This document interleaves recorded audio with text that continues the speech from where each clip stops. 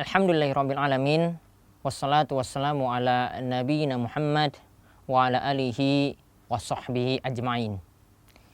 Para pemirsa, alhamdulillah kita kembali akan mengulas matan Al-Ghaya wa Taqrib yang disusun oleh Al-Qadi Abu Syuja membahas fikih Syafi'i.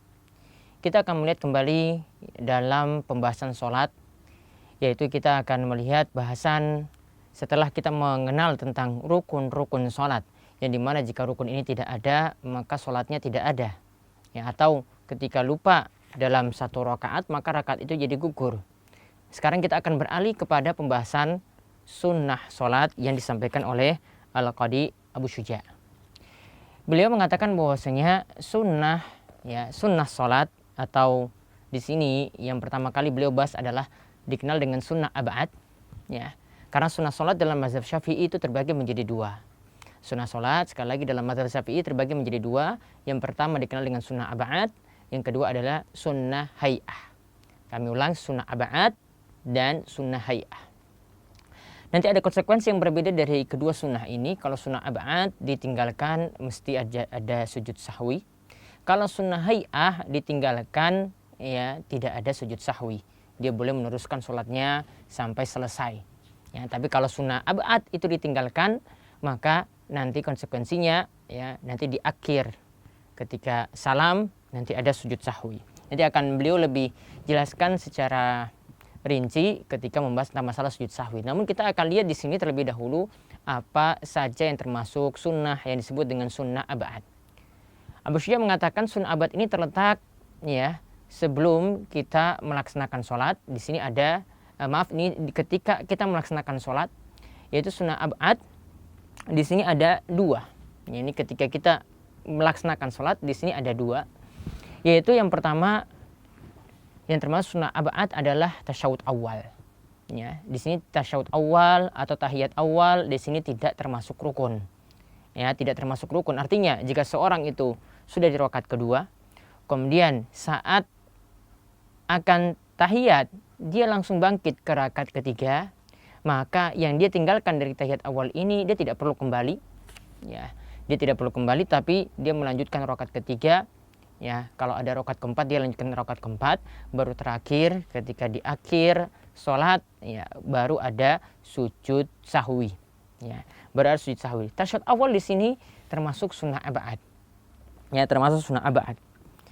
Nah, itu yang pertama. Jadi yang termasuk sunnah ab'ad itu adalah tahiyat atau tasyahud awal. Kemudian yang kedua yang termasuk sunnah ab'ad lagi adalah kunut. Yaitu yang dimaksudkan di sini adalah doa kunut. Dan dalam mazhab Syafi'i yang disyariatkan itu ada dua. Yang pertama adalah kunut subuh secara rutin, dan yang kedua adalah kunut pada saat witir. Kunut subuh secara rutin, dan yang kedua adalah kunut witir, dan ini dilakukan fi nisfi tsani min syahri Ramadan, yaitu pada pertengahan kedua dari bulan Ramadan, yaitu setelah tanggal 15 dari bulan Ramadan. Setelah tanggal 15 dari bulan Ramadan. Nah, di sini kita lihat yang termasuk sunnah ab'ad lagi adalah kunut. Sunnah ab'ad sini adalah kunut. Untuk kunut witir ini masyru'. Tapi di sini para ulama berselisih pendapat apakah dibaca hanya di bulan Ramadan saja setelah separuh Ramadan, ataukah boleh dirutinkan setiap saat. Wallahu alam, pendapat yang lebih tepat di sini sunnah kunut witir di sini ini boleh dirutinkan setiap saat. Jadi bukan hanya setelah separuh dari bulan Ramadan, boleh dirutinkan setiap saat. Karena Nabi SAW itu pernah mengajarkan kepada cucunya tentang kunut witir ini. Nabi SAW mengajarkan ketika kunut itu membaca Allahumma hadini fiman hadait dan seterusnya. Dan di situ beliau tidak katakan bahwasanya kunut witir itu hanya khusus setelah separuh dari bulan Ramadan. Maka di sini pendapat yang lebih kuat, kunut witir ini boleh dibaca setiap saat, bukan hanya di bulan Ramadan, tapi boleh di hari-hari yang lainnya juga. Nah, sekarang masalahnya adalah kunut subuh. Kunut subuh ini bagaimana hukumnya? Perlu diketahui bahwasanya para ulama, yaitu ulama mazhab, itu berselisih pendapat dalam masalah ini. Jadi bukan hanya ini pendapat sebagian golongan saja. Namun di sini para ulama berselisih pendapat. Ada mazhab Syafi'i di sini masyru', menyatakan masyru' artinya dituntunkan untuk membaca kunut subuh. Bahkan ini termasuk sunnah ab'ad. Artinya kalau ditinggalkan ada sujud sahwi. Namun kalau kita lihat nanti tentang masalah sujud sahwi dalam mazhab Syafi'i itu dihukumi sunnah. Intinya di sini Syafi'i ya itu menganggap ada kunut subuh, ini boleh dirutinkan setiap subuh. Ya, pendapat yang lainnya mengatakan tidak demikian ya. Bahkan yang menyatakan tidak masyru' ini diantaranya adalah mazhab Imam Ahmad dan mazhab Imam Malik ya, itu tidaklah masyru' kunut subuh. Walau alam pendapat yang lebih tepat dalam masalah ini karena kita mempertimbangkan hadis ya, diantaranya hadis yang jadi dukungan adanya kunut subuh itu adalah hadis dari Abu Hurairah radhiyallahu anhu, ia berkata bahwasanya Rasulullah SAW ketika dia bangkit dari ruku dalam salat subuh pada rakaat kedua ya, beliau mengangkat tangannya lalu berdoa Allahumma hdini fiman hadait dan seterusnya. Hadis ini diriwayatkan oleh Al-Baihaqi ya. Dan kesimpulannya di sini ya, kalau kita menilik atau meninjau ya penelitian para ulama hadis ini adalah hadis yang lemah. Ini jadikan dalil, namun sayangnya hadisnya itu hadis yang lemah. Walau alam ya, jadi pendapat yang lebih tepat kunut subuh itu tidak dirutinkan. Yang ada ya itu adalah kunut nawazil, kunut nazila, yaitu ketika terjadi bencana besar di tengah-tengah kaum muslimin maka dirutinkan. Namun bukan hanya sholat subuh saja, boleh pada sholat maghrib, boleh pada sholat isya.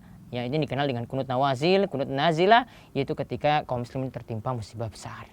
Jadi di sini kunut subuh intinya tadi tidak disyariatkan, inilah pendapat yang lebih kuat. Namun bagaimana kita menyikapi orang yang membaca kunut subuh, kita sebagai makmum? Apakah kita mengaminkan? Pendapat yang lebih tepat di sini adalah tetap mengaminkan. Karena apa? Ini akan lebih menyatukan hati kaum muslimin, ya, tidak saling cekcok ketika berjamaah. Dan Imam Ahmad juga berpendapat demikian. Imam Ahmad ketika ditanya ada imam yang mengangkat tangan untuk kunut subuh, apakah kita juga mengangkat tangan? Imam Ahmad jawab iya, mengangkat tangan. Ya, Imam Ahmad berpendapat tetap mengangkat tangan jika ada imam yang kunut subuh. Ya, karena apa di sini? Biar kaum muslimin ini bersatu, ya, karena ini dalam masalah yang ada perselisihan dalam masalah pemahaman hadis. Ya, mungkin sebagian ulama tadi ada yang menyetujui hadis tersebut dan ya, wallahu a'lam pendapat yang lebih tepat adalah hadis tersebut yang bicarakan tentang kunut subuh secara rutin adalah hadis yang lemah. Bahkan Nabi SAW sendiri, begitu juga Abu Bakar, begitu juga Umar, ya, dan sahabat-sahabat yang mulia tidak merutinkan kunut subuh tersebut. Ya, sebagaimana dalam beberapa riwayat yang menyebutkan hal ini. Demikian. Jadi sunnah abad kesimpulannya ada dua. Ya, yang pertama adalah tahiyat awal atau tasyahud awal, dan yang kedua adalah kunut. Kunut di sini ada dua macam, ya, kunut subuh. Ini menurut mazhab Syafi'i, namun yang lebih tepat tidak ada. Kemudian yang kedua adalah kunut witir, dan ini boleh dibaca setiap saat menurut pendapat yang rajih atau yang paling kuat. Demikian, mudah-mudahan yang singkat ini bermanfaat. Wabillahi taufik wal hidayah. Wassalamualaikum warahmatullahi wabarakatuh.